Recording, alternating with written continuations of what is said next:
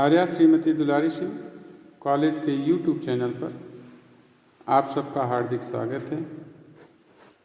आज हम आपको लिपि संकेत DLED 4th सेमेस्टर में पेपर फर्स्ट आरंभिक स्तर पर भाषा एवं गणित के पठन लेखन तथा संख्यापूर्व संबोधन क्षमताओं का विकास के अंतर्गत लिपि संकेतों, अनुनासिक ध्वनियों के लिपि संकेतों, स्वर व्यंजन मात्राएं तथा संयुक्त वर्णों के लेखन का ज्ञान टॉपिक पर आज हम चर्चा करेंगे। पिछले वीडियो में हमने आपको विलोम शब्द, समानार्थी शब्द के बारे में, तुकांत शब्द, अतुकांत शब्द, इसके बारे में बताया था। आशा कर रहे हैं कि आपको हमारे द्वारा बताई गई बातें समझ में आएंगी। तो चलिए शुरू करते हैं आज का टॉपिक।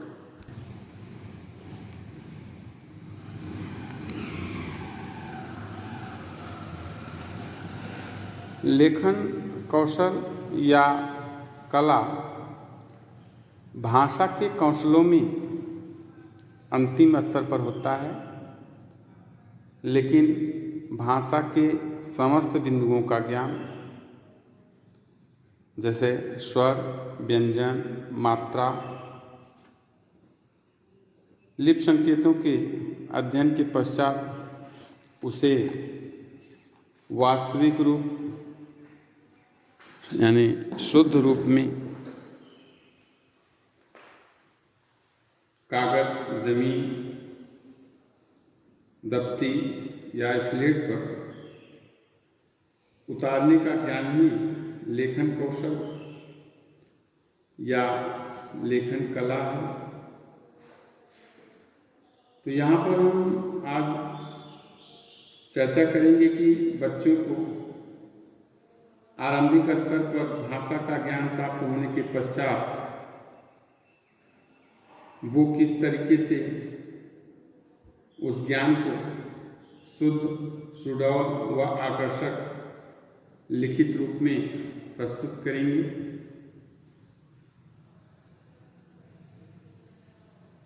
तो आरंभिक स्तर पर लेखन प्रारंभ कराने संबंधी सावधानियां हैं। बच्चों को लेखन आरंभ कराने से पहले उनको मानसिक रूप से तैयार करना आवश्यक है। जब वे स्पष्ट रूप से वर्णों तथा शब्दों का उच्चारण करने लगे और उनकी उंगलियों की मांसपेशियां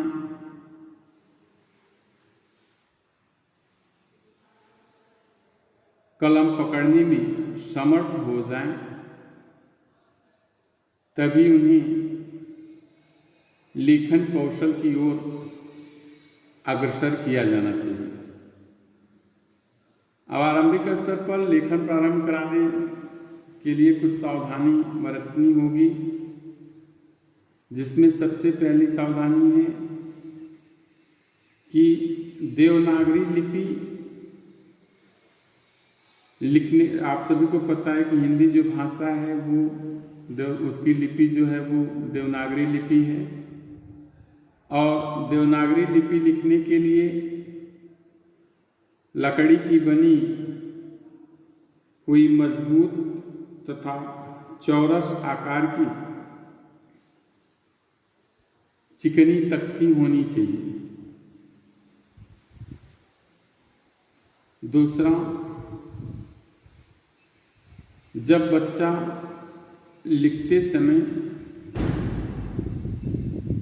कुर्सी या जमीन पर बैठे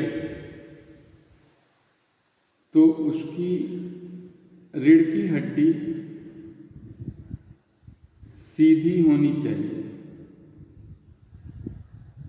और लेखन सामग्री उसकी दृष्टि से 14 इंच की दूरी पर होनी चाहिए।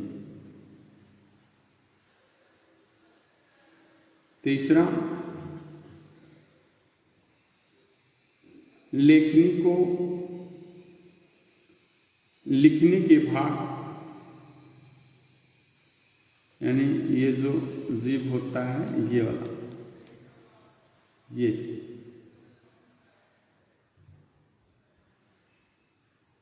इससे लगभग 1 इंच से ऊपर पहली और दूसरी यानी ये पहली उंगली और ये दूसरी उंगली के बीच में ये रखकर उसे अंगूठे से दबाना चाहिए इस तरीके से। वैसे अच्छा, बाद में तो सिर्फ अगर 2 उंगली से लिखा जाए तो लिखने में कभी भी हाथ में या उंगलियों में दर्द नहीं होता है, लेकिन प्रारंभिक स्तर पर 3 उंगलियों का प्रयोग करना ही पड़ेगा।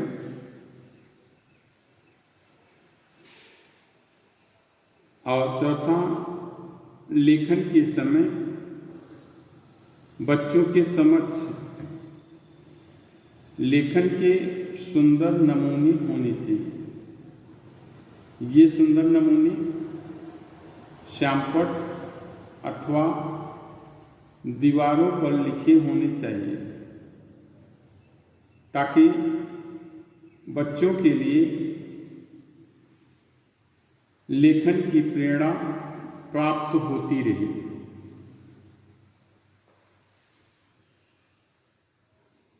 और कुछ सावधानियां हैं, जैसे दवात जिसमें स्याही होती है वो हमेशा बच्चे के दाईं ओर रखी जानी चाहिए, जिससे कि उसे कलम डुबाने में कठिनाई ना हो।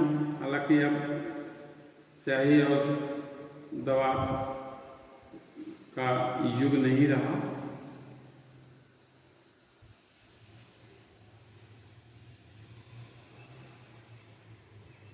और जो लेखनी है वो सरकंडे या सरकौवा या किसी अन्य जंगली लकड़ी की बनी होनी चाहिए। और इसकी साथ साथ दवात की जो स्याही है वो भी अच्छी तरीके से तैयार होना चाहिए। तख्ती के ऊपर नीचे और बाएं हाशिया छोड़ करके लिखना चाहिए। इससे क्या होता है कि अक्षर सुंदर, सुडौल और समान अनुपात में लिखा जाता है। तो बाएं तरफ और दाएं तरफ, जैसे ये देखिए आप, ये लाइनिंग जो खींची गई है इसी को हाशिया बोलते हैं। इस तरह और फिर इस साइड में भी, इसी के बीच में ऊपर और नीचे भी इसके बीच में लिखने का अभ्यास उन्हें देना चाहिए। और सुलेख लिखने का अभ्यास जो है वो कॉपी पर ही करवाया जा सकता है। आजकल तो बाजार में सुलेख लिखने के लिए अनेक तरह की अभ्यास पुस्तिकाएं जो हैं वो उपलब्ध हैं और उनका प्रयोग बड़े ही आसानी ढंग से किया जा सकता है। अनुनासिक जो ध्वनियां हैं उनके लिप, संकेत, स्वर, मात्रा एवं व्यंजन, संयुक्त वर्ण के शुद्ध लेखन का जो ज्ञान है, इनके बारे में मैंने आपको बताया था कि स्वर जो हैं वो आ, इ, ई, उ, री, ए, ऐ, ओ, औ ये स्वर हैं। आगत, आ, अयोवा में अनुस्वार और विसर्ग, अनुनासिक चिन्ह, व्यंजन, क ख ग घ अंग, च छ ज झ ञ, ट ठ ड ढ ड़, त थ द ध न, प फ ब भ म, य र ल व स क स ह ष त्र ज्ञ, जिसमें संयुक्त व्यंजन आपका छत्र ज्ञ स, आगत व्यंजन ख ज फ और द्विगुण व्यंजन ड और ढ। अब इनके शुद्ध लेखन के ज्ञान के लिए जो महत्वपूर्ण कदम है वो ये है कि बच्चों को कक्षा का जो कक्ष है बड़ा ही आकर्षक, साफ, सुंदर होना चाहिए। कक्षा की दीवारों पर रंग बिरंगे सुंदर चित्र, चार्ट चित्र लगे होने चाहिए। और यही नहीं, कक्षा की दीवारों पर साफ सुथरी सुंदर वर्णमाला भी लिखी होनी चाहिए। बच्चों के कक्षा कक्ष में श्यामपट्ट अधिक ऊंचा नहीं होना चाहिए, अन्यथा बच्चों की दृष्टि श्यामपट्ट पर जो है वो नहीं पहुंच पाएगी। शिक्षक को चाहिए कि श्यामपट्ट पर रंग बिरंगी चाकों का प्रयोग करें। सुंदर वर्णमाला, चार्ट, चित्र ये सभी बच्चों के हृदय में अस्थायी भाव उत्पन्न करती हैं और धीरे धीरे बच्चों को कलम पकड़ने का अभ्यास कराना चाहिए।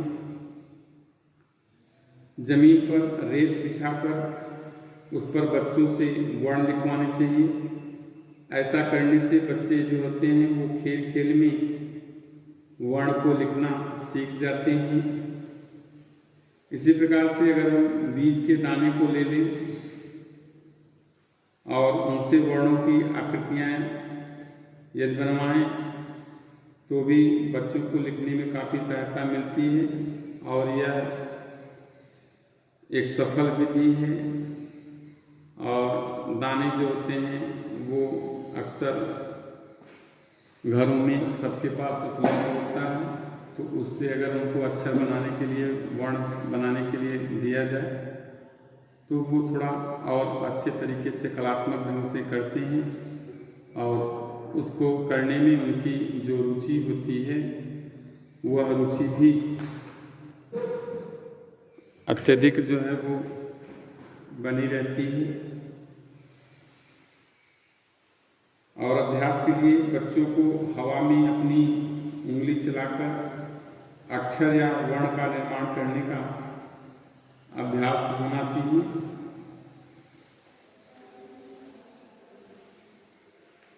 तो आइए आगे देखते हैं लेखन विधियों के अध्ययन से शुद्ध व सुडौल लेखन का ज्ञान।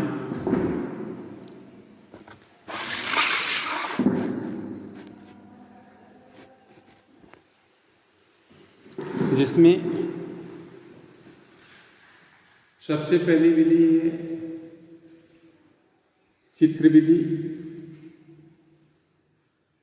और इस विधि में वर्ण से प्रभावित होने वाली वस्तु का चित्र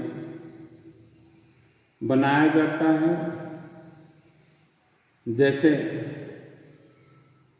क के लिए कलम, ग के लिए गमला, घ के लिए घड़ी, च के लिए चरखा, छ के लिए छाता, ज के लिए जहाज, झ के लिए झंडा। तो इस प्रकार से खेल खेल में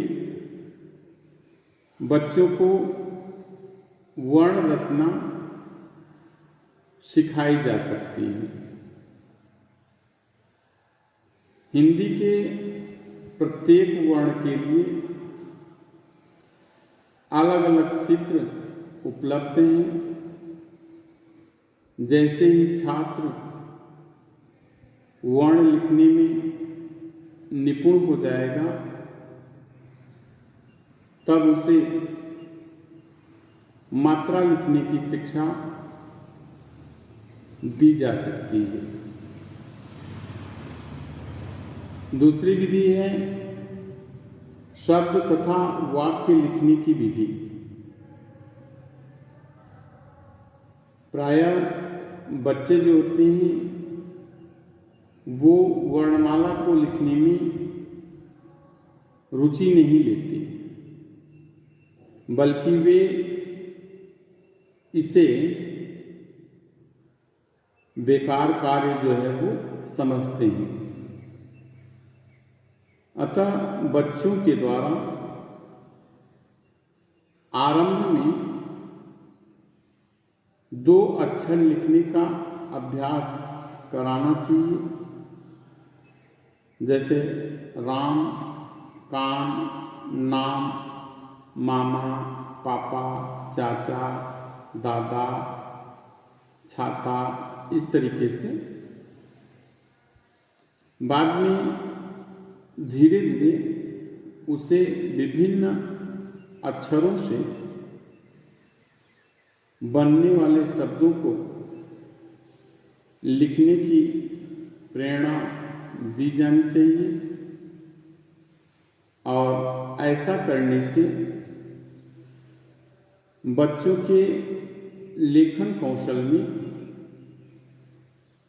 निश्चय ही सुधार होगा और वे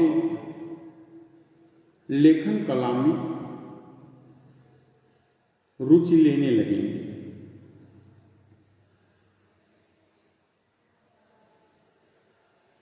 इसके बाद आता है अनुलेख। अनुलेख का शाब्दिक अर्थ है जैसा पहले से लिखा है वैसा ही लिखना।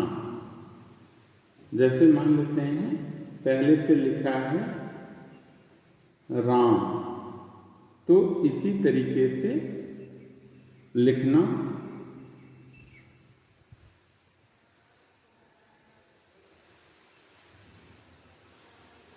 अनुलेख के अंतर्गत बच्चा उसी प्रकार लिखता है जैसे सुलेख में अध्यापक ने लिखा हो, अथवा बच्चा हल्का हल्का लिखा हुआ इस तरीके से आपने देखा होगा, जैसे क है तो ऐसे से, फिर इसको ऐसे से, फिर इस तरीके से। तो इस पर क्या होगा कि लेख पर कलम फेर कर लिखने का अभ्यास करता है,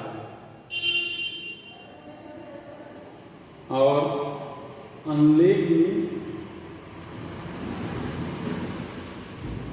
भाषा शिक्षण का लेख भी सुंदर और स्पष्ट होना चाहिए। तो ये तो रहा अनुलेख। इसके बाद आता है सुलेख।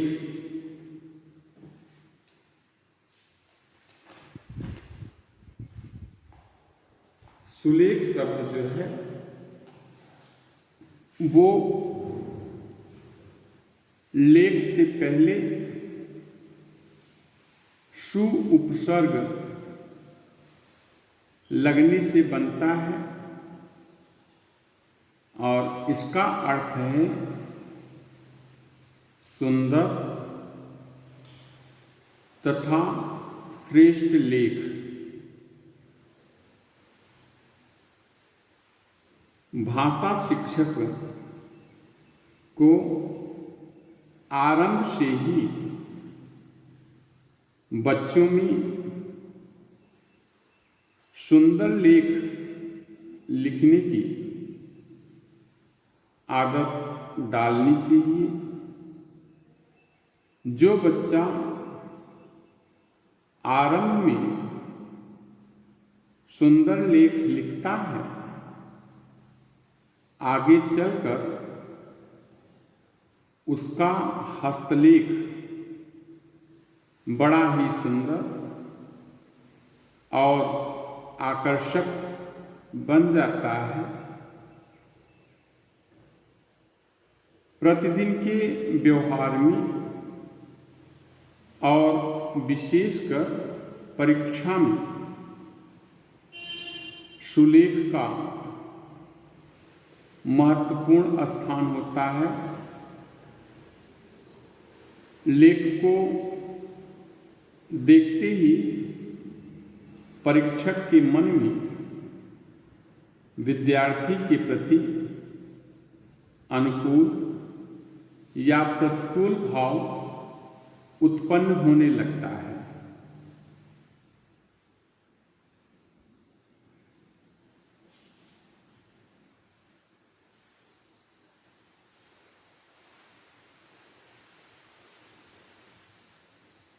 बच्चों के लेखन को सुधारने के लिए सुलेख पुस्तकों का उपयोग किया जा सकता है और इस पुस्तिका में सुंदर, सुडौल और समानुपात में बड़े बड़े अक्षर, शब्द, वाक्य छपे रहते हैं और अगली पंक्तियों में हल्का हल्का ऐसे डॉट डॉट करके लिखा होता है, जिसके ऊपर बच्चे को अपनी कलम या पेन से चलानी होती है। यदि बच्चों के कुछ ध्यान देने योग्य बातें हैं, यदि उन पर ध्यान दिया जाए तो उनका लेख जो है वो बहुत ही सुंदर हो सकता है। जैसे है कि कलम पकड़ने की पद्धति जो है वो बिल्कुल सही होनी चाहिए। खुरदरा और रद्दी कागज या खराब पेन या फीकी स्याही से कभी भी नहीं लिखना चाहिए। इससे सुलेख जो होता है वो खराब हो जाता है। सुविधा के अनुसार सबसे पहले यह निश्चित कर लेना चाहिए कि बच्चा बाईं से अक्षर लिखता है, सीधा या दाईं। जो भी स्थिति बने हमेशा उसी का अनुसरण जो है वो करना चाहिए। और बच्चों के बैठने का जो तरीका है, लेखनी पकड़ने की जो विधि है वो बिल्कुल सही होनी चाहिए। और भाषा शिक्षक इस बात का ध्यान रखें कि बच्चे जो हैं वो शीघ्रता से न लिखें, क्योंकि शीघ्र लिखने से अक्षर जो होता है वो बिगड़ जाता है। और हाथ को ढीला करके नहीं लिखना चाहिए, इससे अक्षर जो होते हैं वो भद्दे बनते हैं। और यदि किसी बच्चे का लेख बहुत ही खराब है तो उसे कलम के द्वारा धीरे धीरे लिखने का अभ्यास कराना चाहिए। इसके बाद आता है श्रुतलेख या श्रुतलेख। तो श्रुतलेख का अर्थ है सुनकर लिखना और इसे श्रुतलेख भी कहते हैं। जब विद्यार्थी लिखने में प्रवीण हो जाता है और प्रतिलिपि भी लिख सकता है, तब उसे श्रुतलेख लिखने की प्रेरणा जो है वो देनी चाहिए। आज शिक्षक के स्थान पर ग्रामोफोन और टेप रिकॉर्डर का भी प्रयोग किया जा रहा है। इसमें बच्चों को श्रुतलेख लिखने में काफ़ी सहायता मिलती है और वे तीव्र गति से श्रुतलेखन में व्यस्त हो जाते हैं। लेखन शिक्षण में श्रुतलेख का बहुत महत्व है। श्रुतलेख से लाभ भी है। सबसे पहला लाभ तो ये है कि विद्यार्थियों की जो श्रवण प्रक्रिया होती है वो उसमें सुधार होता है। विद्यार्थी लेखन सामग्री का विभाजन करना सीख जाते हैं। श्रुतलेख लिखने से विद्यार्थियों के लिखने की गति जो होती है वो तीव्र हो जाती है और आगे चल करके परीक्षाओं में यह गति बहुत ही उपयोगी सिद्ध होती है। विद्यार्थी वर्ण विन्यास की समुचित विद्या प्राप्त करते हैं और शुक्ललेख में विद्यार्थी बहुत ही सावधान रखता है। उसकी सभी इंद्रियां, कान, आँख, आँख ये सभी जो हैं वो सक्रिय होती हैं और इससे विद्यार्थी भाषा शिक्षण को शीघ्र सीखता है और साथ ही उसकी इंद्रियां भी सक्रिय और व्यवस्थित रहती हैं। इससे और होता है कि विद्यार्थी जो हैं वो विराम चिन्ह लगाना सही तरीके से जान पाते हैं और विद्यार्थियों की बोध शक्ति जो होती है वो विकसित होती है।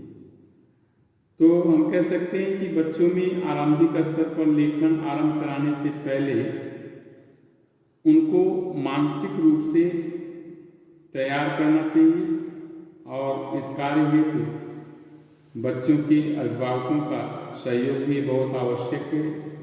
जिन बच्चों को उचित रूप से कलम पेंसिल पकड़ने का अभ्यास हो जाए तो वह लेखन प्रक्रिया में निपुण हो जाते हैं और उनका हस्तलेखन शुद्ध, सुडौल और आकर्षक हो जाता है। तो आज के लिए बस इतना ही।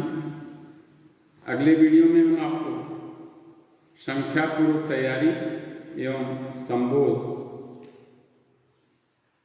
के बारे में बताएंगे, जिसमें संख्या और संख्याओं के प्रकार के बारे में हम चर्चा करेंगे। मिलते हैं हम आपसे अगले वीडियो में, तब तक के लिए धन्यवाद।